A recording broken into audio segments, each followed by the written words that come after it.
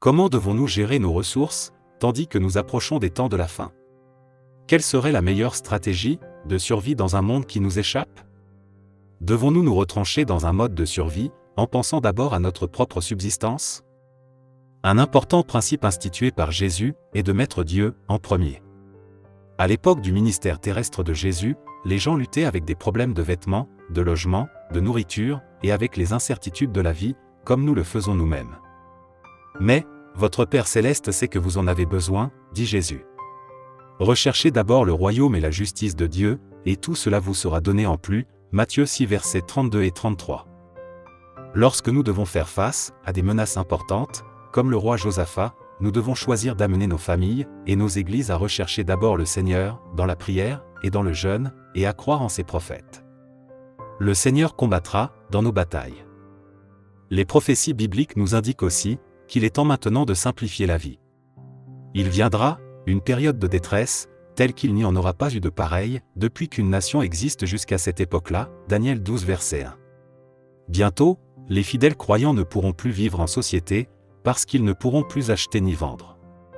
Et si finalement, tous les biens matériels doivent partir en fumée, comment devons-nous les utiliser, pendant qu'ils sont encore entre nos mains? C'est pendant que nous en avons encore le temps, que nous devons mettre en ordre nos affaires avec Dieu, régler nos dettes, et placer nos affections sur les choses d'en haut, en utilisant nos avoirs, pour dire aux autres ce que Dieu a préparé pour eux, et pour nous. C'est aujourd'hui que nos frères devraient diminuer leurs possessions, au lieu de les augmenter, nous dit Ellen G. White. Nous sommes sur le point d'entrer dans un pays meilleur, dans le pays céleste. Ne nous établissons donc pas sur la terre, mais ayons-y le moins d'attaches possible. Conseil à l'économe, page 63. Un autre principe à instituer en anticipation des temps difficiles est de faire confiance à Dieu.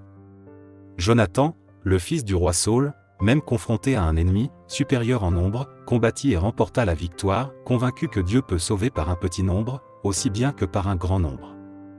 En contraste, David, à un certain moment de sa vie, ne sut pas faire confiance à la puissance de Dieu, et tomba dans la tentation de vérifier sa propre puissance.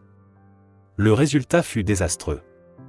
Est-ce que je fais confiance à Dieu, ou bien suis-je tenté de faire confiance au gouvernement, à un chef politique, à mon compte en banque, à des emplois bien payés, et à des investissements à haut rendement?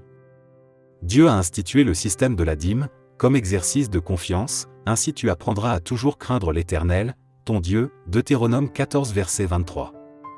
Parce que tout sur la terre est transitoire et éphémère, apprenons maintenant comment vivre par la foi, en faisant totalement confiance à la providence divine.